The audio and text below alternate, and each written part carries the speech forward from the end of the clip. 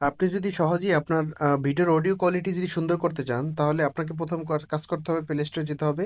Play স্টোরে গিয়ে আপনি ক্যাপকাট যে অ্যাপটি আছে সেই অ্যাপটি ইনস্টল করে নেবেন। ইনস্টল করে জাস্ট এখান থেকে ওপেন করে নেবেন। ওপেন করে এখানে নিউ প্রজেক্টে ক্লিক করে একটি ভিডিও সিলেক্ট করে নেবেন। সো ভিডিও সিলেক্ট করা হয়ে গেলে আপনি জাস্ট ভিডিওর উপরে ক্লিক করবেন। ভিডিওর উপর ক্লিক করার পর দেখেন নিচে একটি অপশন চলে আসবে, একদম নিচে এই পাশে চলে আসবেন। এখান দেখেন দেখা আছে নয়েজ রিডিউস।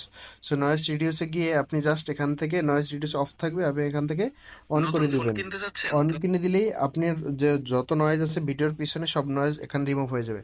তারপর আরেকটি অপশন আছে অডিও এনহ্যান্স। সো অডিও এনহ্যান্সের উপর ক্লিক করবেন। ক্লিক করে এটাকে জাস্ট এখানে অফ থাকবে, আপনি এখান থেকে অন করে দিবেন। সো অন করে যখন দিবেন তখন আপনার ভিডিওর ভিতরে যত অডিও আছে অডিওগুলো এনহ্যান্স হয়ে সুন্দরভাবে তৈরি হবে।